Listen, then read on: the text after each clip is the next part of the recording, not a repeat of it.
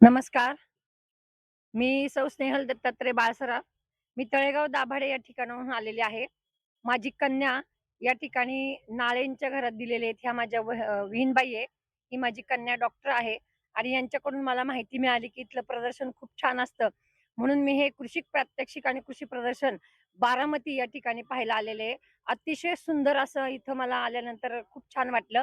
कारण शेतकऱ्यांनी शेती तर करावीच, पण शेतीबरोबर पारंपरिक शेती करत असताना त्याबरोबर आधुनिक शेतीची पण कशा पद्धतीने जोड असावी, हे इथं आल्यानंतर खूप छान पाहायला मिळालं. ऊसाचं तर मला जास्त शेती आवडली. कारण खूप छान पद्धतीने ऊसाची लागवड केलेली इथं दिसते आणि बऱ्याच एकराला बऱ्याच टन या ठिकाणी ऊस निघतोय हे पण आम्ही पाहिलं. त्याचबरोबर वेगवेगळ्या प्रकारची फुलशेती या ठिकाणी पाहायला मिळाली आम्हाला. त्याचबरोबर आम्ही टोमॅटो असतील, इतर बियाणे असतील ते पाहायला मिळालं आम्हाला.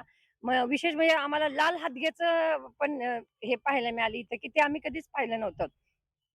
केळीची जात वेगवेगळ्या प्रकारची आहे.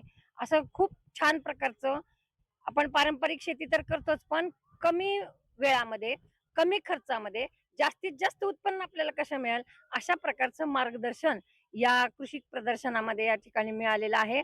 तर सर्व शेतकरी बंधू भगिनींना मी विनंती करते, की आपण या ठिकाणी येऊन एकदा भेट द्या आणि कशाप्रकारे ही शेती करायची आपली, ती आपण इथं पहा आणि जास्तीत जास्त उत्पादन मिळवा.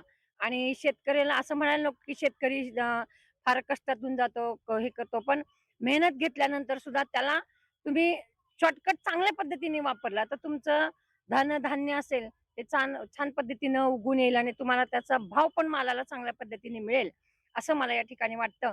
आणि म्हणून इथं खूप छान समाधान वाटलं.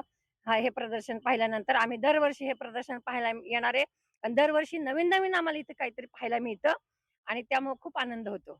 आल्यानंतर तुम्हाला असं वेगळं काय वाटलं, की जेणेकरून ते आता तुम्ही पण तुमच्या इकडे जाऊन ते संकल्पना करणार आहात? वेगवेगळी फुलं, फळं ती पाहिली आम्ही.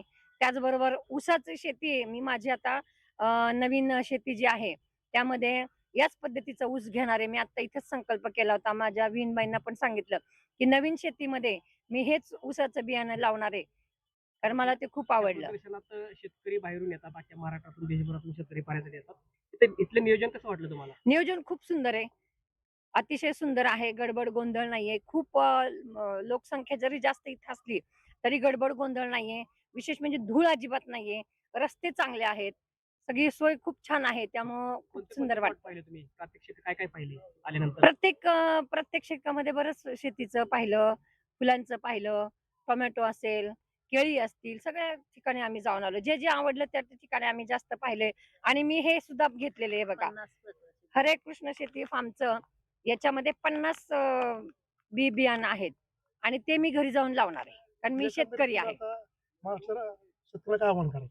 महाराष्ट्र शेतकऱ्यांना हेच आव्हान करेल, की तुम्ही जे काय तुम्हाला उत्पन्न घ्यायचं असेल, त्या ठिकाणी अगोदर या ठिकाणी या बारामतीला, या कृषी प्रदर्शनाला भेट द्या आणि त्यामुळे तुम्हाला जास्तीत जास्त त्याच्यातून मोफत सल्ला या ठिकाणाहून मिळेल आणि प्रत्यक्ष पाहायला मिळतं इथं. डेमो कसा आहे, की प्रत्यक्ष इथं आहे.